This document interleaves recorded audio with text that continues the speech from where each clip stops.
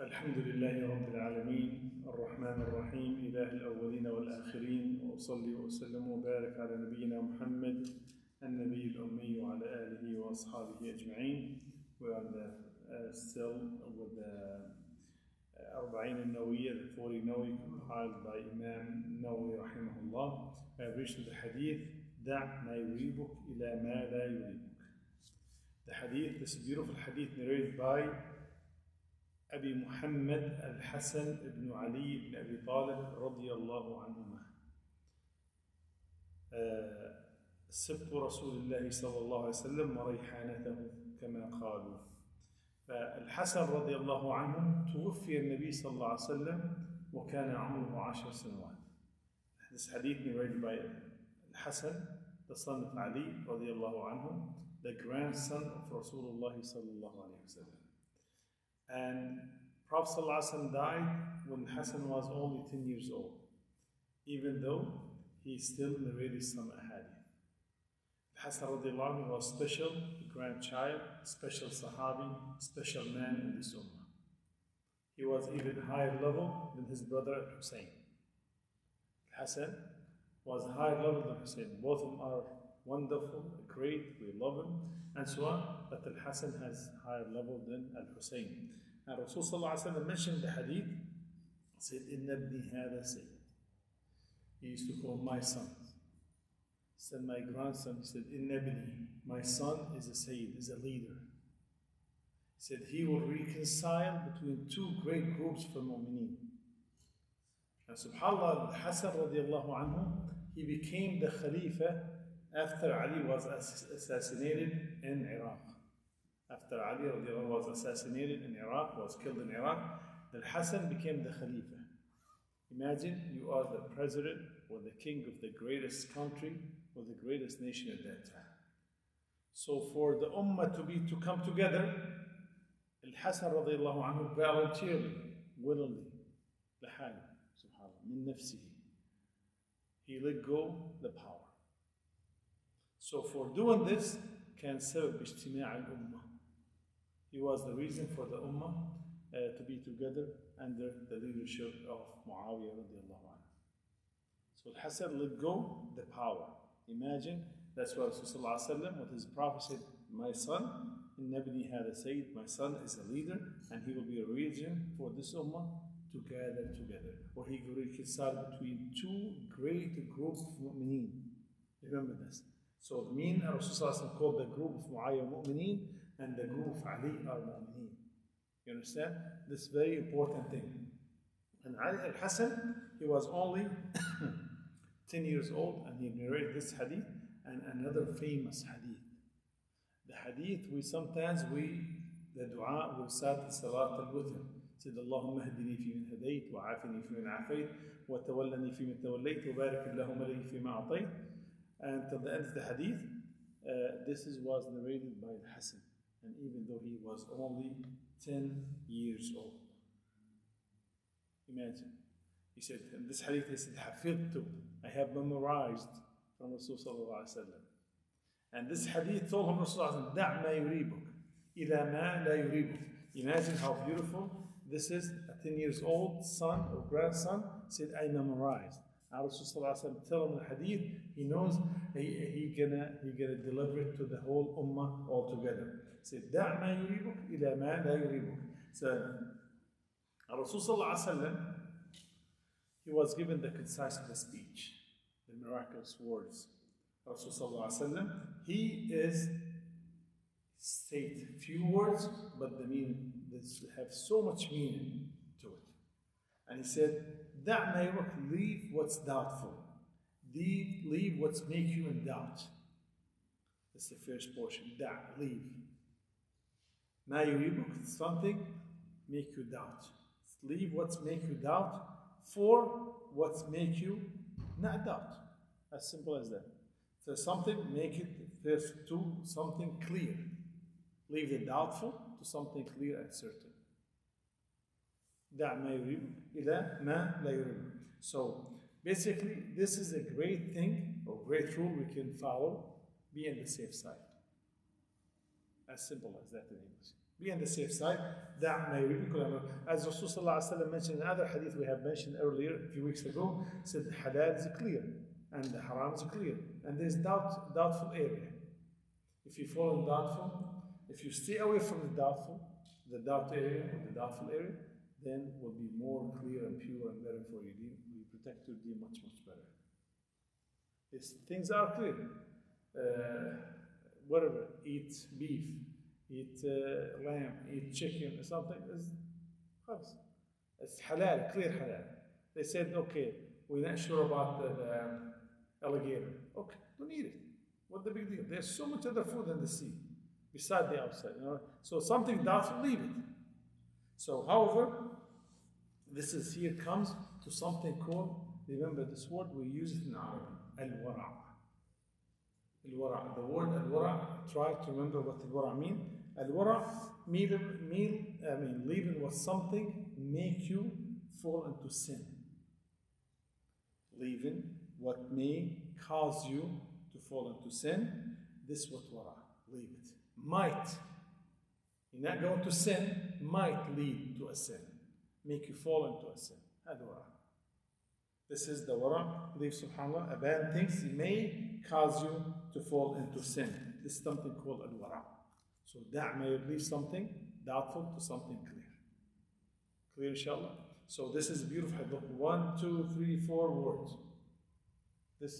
Some scholars, they have like 10, 15, 20 pages to just explain this beautiful hadith. And it shows here the concise words of Rasul sallallahu, concise speech of Rasul sallallahu alayhi wa sallam. So here, the yaqeen, the certainty does not goes away by shak, by doubt. If you're certain about thing, the doubt thing will not move that certainty. Means, if you doubt whether you pray 4 rak'ah or 3 rak'ah, so let go of the doubt, be certain, build upon something you're certain about. I'm sure I prayed 4, khalas. I remember I recited the first surah, for example, the second surah I recited surah al-Zalzalah. I remember that. Third surah I know I made a long sujood. Then the fourth rak'ah, I'm doing the 4th rak'ah. Right? So now you certainly did 4 rak'ah. Then the shaitan, no, I think you did 3. But you just counted, you did 4 rak'ah. So you leave this, and this is something we have to understand. We have to understand that this is something big thing the shaitan comes to you from, which is the doubt, the whispering, to your salah, to your wudu, to everything. They really make the life miserable. The whispering and the doubt. So if you're not sure, if you're sure about 4, don't say, I think 3. But you just count on 4, so you keep it at 4. So that's what it is. Unless you're not sure. If you're not sure, it'll be a different story. You have to build upon what you are sure about. But after you became sure, don't go for the doubt. To be on the safe side is different. Is that clear, inshallah? It's a thin line, but we have to understand. And the other thing, if you doubt after you finish the ibadah, you finish your salah, you doubt after you finish the ibadah. Alright? So this is meaningless. So did I say Subhan Rabbil A'la or I didn't? Yes, you did. Don't worry about it. Because you just, after you finish the ibadah, after you finish your salah, said, did I do this or I did not do this? Then you ignore it and you build upon that you are certain you didn't. You done it because usually you do it. After finishing the ibadah, remember this. After you finish, you don't have to worry about the doubt, the shak. Khalas, you went home and I don't know, did I pray with the imam there? Did I make the ruku' with the imam or just went from standing right away to sujood? Did I do this or I did not do this? Don't worry, after finishing the ibadah, we don't have to worry about it. So anytime you finish the ibadah, you don't have to worry about that at all. This is, the ulama made this rule, is a big rule in Islam. After finishing the ibadah, don't worry about what you have, what the shaitan, the whispers comes to your head after that. It's done. to live in order for us to do something, to redo our salah, for example. For example, you start your salah. Did I make wudu? Did I lose my wudu or I didn't? Usually you are wudu.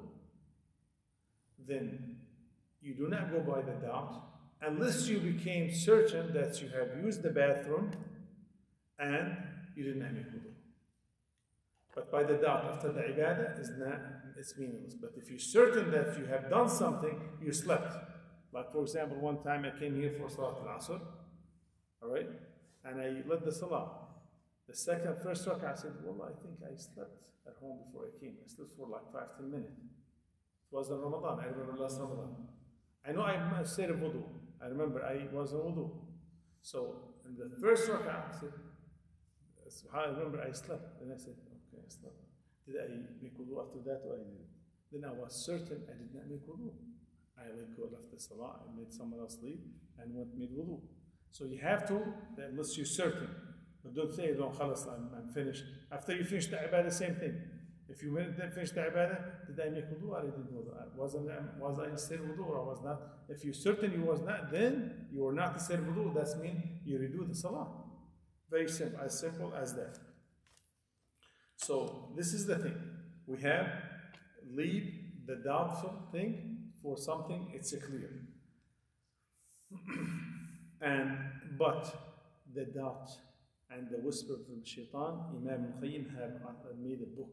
Beautiful, said, إغاثة اللهفان من مصائد الشيطان. Basically, this shows how severe this thing comes to a person. So, after finishing the wudu, you start checking your arm. Did I wash my arm? Did I wipe my head? Did I wash my feet? What did I? Then start washing again. Then did I miss this? I'll do it better. Did I wash my mouth after you washing your feet? Did I do this? This is something huge. This is something huge. You have to be very careful. This is from the shaitan, and this is, you're going to move on and let it go. Yeah, Imam al-Jawzi rahimahullah said, a man, he used to swim in the river of Dajla, the Tiger River in Iraq. And he comes out and said, I don't think I'm in state of Muslim. He sunk himself, he swam in the river, all his body. Cannot be better than that. And he think it is not enough for him. So the thing is, we have to be careful with the whispering of the shaitan. So always when you finish your wudu, you finish your the salah, or during that, the shaitan comes to you and make you doubt what you have done. So you have to build upon the certainty. You cannot build upon the doubt. You have to be certain before you let go what you are doing. And for example, you made ghusl, then you didn't have to check, start feeling yourself. Is my back dry or wet? You made ghusl, you took the shower with the intention for ghusl, you are still ghusl. So Rasulullah mentioned the hadith, he said, each one of us has a shaitan. He said, ما منكم من أحد إلا وقد وكل به قرينه من الجن وقرينه من الملائكة. Each one have a qareen, there's someone with you, a shaitan and an angel. He said, even though Ya Rasulullah, he said, even me. Even Rasulullah have a shaitan. But he said, وَلَكِنَّ اللَّهَ أَعَانِ عَلَيْهِ فَأَسْلَمُوا وَفَأَسْلَمَ. Meaning the shaitan cannot affect Rasulullah. He cannot affect Rasulullah whatsoever. It's nothing, like he doesn't have anything. So, and the stronger the more your iman, the stronger your iman, the weaker the shaitan is. The stronger your iman, the weaker the shaitan will be. And Rasulullah said, the shaitan goes through your vein as the blood. So each one has a shaitan. And the Rasulullah mentioned the shaitan's name, Khinzir. When you recite Quran, when you do even wudu, other stuff, the shaitan called Khinzir. And this is, if comes to your salah, a shaitan called Khinzir. The shaitan, did I do this or I did not? Start doubting your salah. I'm not sure, did I do 3 or 4 every single salah? It's happened with us once in a while. But not every single day. We have to be careful. Not every time you have doubt, let me do instead 3, okay, I make it 4. That's extra. I'll be on the safe side. Doesn't work like this. Rasulullah said, when that happened to you, say, A'udhu billahi shaitan rajim, and say, Spit 3 times without bringing anything out of your mouth. And then the left side, and this is not going to harm you. As long as you also say, A'udhu billahi min shaitan, and your left side, and then you'll be fine, inshallah. As again, Rasulullah mentioned, he said, every newborn baby, the shaitan will come pinch him. The shaitan comes harm him. That's why you see the baby comes out of his mother's womb crying. He said, except for 2. Did not come out crying. Isa ibn Maryam alayhi salam and his mom. It's the only 2. They did not get hurt by the shaitan. The shaitan could not affect them too. So means that it's all from the shaitan. As you know, the shaitan, the famous hadith, the shaitan every day he set up his throne upon the water and he sent his soldier all over. Every shaitan told him, I did this, I did that, I caused this problem, I caused this trouble. And he said, you didn't do nothing, you didn't do nothing. Till one of his soldiers said, I have separated wife from husband. He said, you are the one, you are the one, you are the one. He became closest one to him.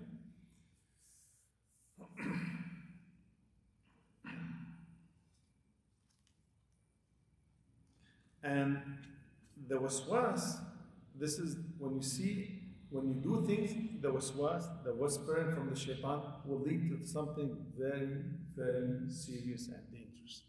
You keep on asking questions. As Rasulullah, he said that people will keep asking about knowledge. Usually ask to learn about the knowledge is good. Then he said, well, who did this? Who created this? Who created that? Till the point he said, who created Allah? So you have to stop. This is from the shaitan. A man called me one time and said, because the ayah, وَإِن مِّن شَيْءٍ لَا يُسَبِّحُ بِحَمْدِهِ, everything makes tasbih to Allah subhanahu wa ta'ala. Then he called me, he's from different state. He said, Sheikh, well, I mean, everything, what about the toilet? Every time he started crying, what about this, what about that? Okay, everything, just leave the shaitan, say, spit 3 times and move forward. If they told, okay, the toilet, fine. Just you have to let it go. Otherwise, you're going to drive you crazy, going to doubt your aqidah, your iman, and so on. So we have to be careful with the doubt and the whispers of the shaitan. Because the shaitan, like we say, whispering will make your life miserable. Shaitan will make your life doubt everything, make you doubt everything, make you live in misery, and start with the wudu. Did I do my wudu right? I missed my hand, I missed my nose, I did not rinse my mouth. Then back and forth, you make your wudu 10 times. So it goes back to the beginning of the hadith. Leave the doubt, what you doubt, tell what you are for something you are clear about. You cannot, just need to move forward. Did I wash my feet? Yes, you did. I move forward. Did I rinse my mouth? Yes, I did. You just talk to yourself. It's fine. Did I wipe my hair? Yes, you did. So you have to let go, because this will lead you to doubt everything in your life. You make you live in misery. Again, like start with your wudu, then your ghusl, then your family life, and so on, and goes to your deen and aqidah and iman and so on. So we have to stop the whisper of the shaitan, like again, leave with doubt to something clear. And a lot of times, people, they have this, if you want to call it disease, right? A lot of people, they have this doubt about everything they do. If a person comes to you and says, what do you think? What should I do? I prayed, I'm not sure, 3 or 4. And then Umrah or Hajj, he said, I don't know, I'm not sure. Did I make 5 circles around the Kaaba, or 6 or 7? I'm not 6 or 7, I'm not sure. Did I stone 4 pickles or 3 or 5? This person, when you see a person has living his life in doubt and whispering, this person told me, no, you did 4 rak'ah. You never told me on the safe side, because you are encouraging him to become worse and worse. Well, this is because this is sickness, this disease, this illness, if you want to call it. So you have to be very careful with that. So again, after the ibadah, you're doing it worry about the doubt, whatever the shaitan comes whisper and doubt. So leave it to something you are certain. Now, we said the wara. What the wara mean? What the wara mean, we said? leave something so you will not fall or cause you to fall into sin. Leave something. Leave something will not, or leave something and they may cause you to fall into sin. So there's sometimes the wara is obligatory. Sometimes the wara is recommended. It's good to do. So some wara, we're not allowed to steal. We're not allowed to backbite. We have the wara, leave, because stealing is haram. This is wara, but at the same time it's mandatory. The wara, for example, we're not supposed to backbite. It's mandatory. Some wara, things like this, we're not supposed to be unkind to our parents. It's mandatory. Wara, to stay away from this stuff. And that way we're not supposed to fall into or buy or sell beer and wine. We're not supposed to deal with usury, with riba, interest, and so on. So, but the thing is here, sometimes the wara also to lead, not to go by if there's an opinion about one thing. All the scholars said this is haram and one scholar said it's halal. Leave the one scholar, go by the majority. And that doesn't have to happen all the time, especially if they have the dalil. And this person taking a weak dalil. Sometimes one person he have the dalil. But in general, you don't want to go into khilaf, the different opinion there. So if something was whether to be done, we're not sure about whether halal or, so let's talk about wara here. Should we, there's different opinion between the scholars. Should be done or is mandatory to do it or recommended. In this case, the wara to do it. If the scholars differ whether it's haram or disliked, the wara to do it haram or disliked. To leave it. This is the wara. Because this haram, or some scholars say it's disliked, some scholars say it's haram. For example, the first one, whether should we do it or recommend it for a woman to wear the niqab, is some scholars said is mandatory, some scholars recommended. In this case, you should do it. And this is something haram or disliked. Some people said, of course, the cigarette is haram, but at one point they used to say disliked. Okay, disliked, leave it. Some scholars said at the beginning. Now, all alhamdulillah, majority of the scholars say it's haram. But at one point they used to say cigarette between haram and some group scholars they said it's disliked. So in this case, the wara to leave it, and so on. So if something haram or it's allowed. Haram was some scholars said it's haram, some scholars said no, it's allowed, it's fine, no problem. So the wara to leave it. So those we have to make sure. Or we have two good things. Two good things. The wara to do the better. Two bad things. The wara to do the least harm thing. Sometimes you do something because you don't want to fall into something worse than the second one.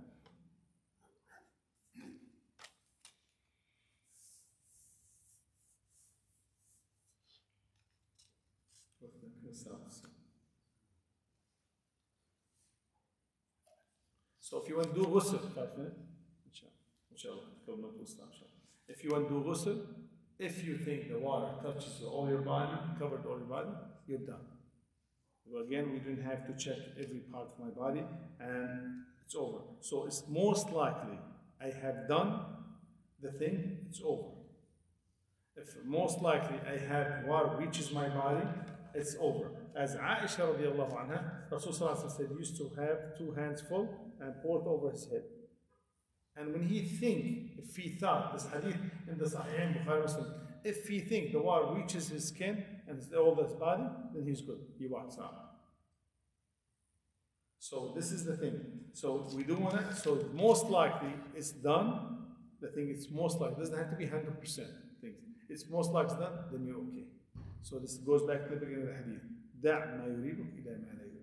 Leave something you doubt, something it's clear. Something you doubt to something clear. For example, you do the janaba, you went into the shower, always the ghusl. The ghusl, a lot of people they doubt the wudu and the ghusl. You have to make sure. Like you went into the shower, خلاص تحمل واحد.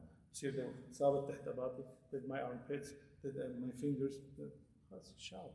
It's done. You didn't have to go more and beyond than what's supposed to be. Rasulullah sallallahu alaihi wasallam, his ghusl was about of this big.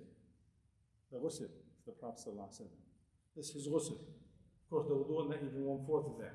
So imagine how much water we spend or waste for the ghusl. And on top of this, some people think it is, they doubt on whether the water reaches every place or part of their body or did not. So this is the thing, inshallah. If you have questions, I'm here, inshallah, we have a couple minutes for a question before salah.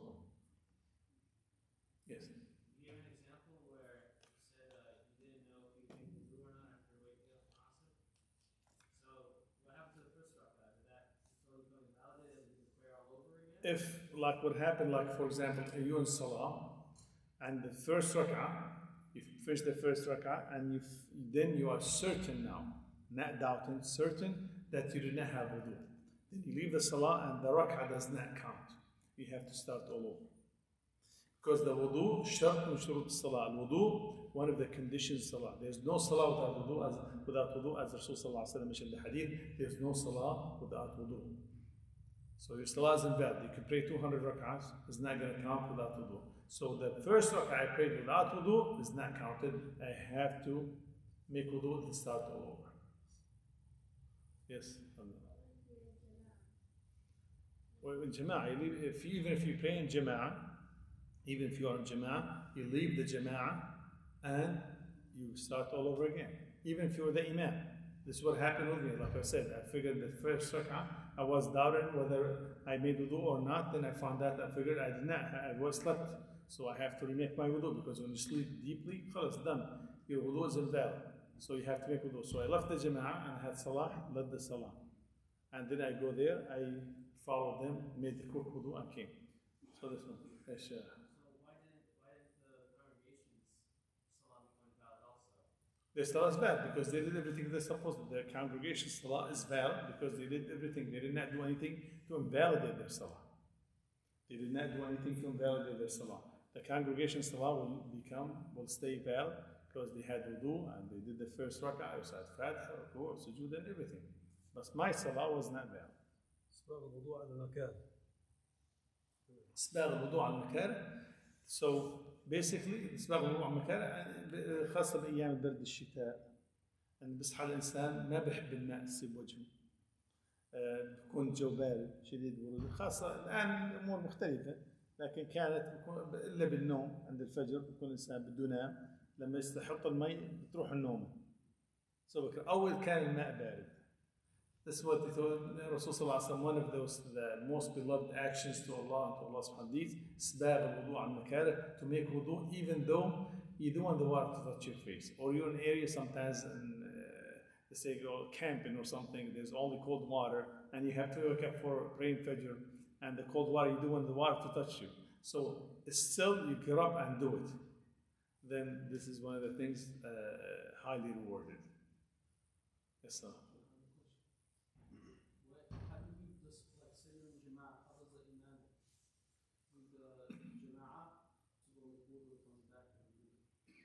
There's another opinion about the Imam when the Imam loses his wudu or he finds out he didn't have the wudu. The question, what the Imam should do. The Imam have a salah. Now, let's say if you imagine you are somewhere, the masjid is full and the one person behind you doesn't know and you cannot go through the traffic.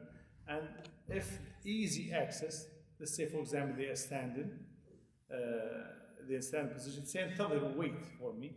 The Imam was saying wait, but he have to educate the people prior to that, in case if he fall into this mistake or this happened. So he said, until they wait for me, then he'll go make wudu quick and continue and so on. And on the other hand, he will grab the person behind him and he lead the salah and go make wudu and come back and will follow the imam. Will follow the imam. However, that's why it's recommended people knows about this rules to be behind the imam. That's why it's not little kids should not be right behind the imam. We should not kick the kids out, but little ones 6 years old and 5 years old and 7 years old and so on will be too hard. They have no clue about this. And who are you going to hold behind? So this is important. And if you have a child, 5 years old and 4 years old and 7 years old, and sometimes I see girls they put them in the middle of the line. يعني بيكون الولد عمره 5 سنين بحطه بالنص. 7 years, 8 years, doesn't work. You have to be over 7 and he have to pray right. He have to know what he's doing. Yeah, it has to be over 7 and has to know what he's doing. So otherwise, put her to your son or daughter in the back. Of course, daughter, doesn't matter how old she should be in the back. So that's what the thing, inshallah. All right? جزاكم الله خير. سبحانك اللهم وبحمدك أشهد أن لا إله إلا أنت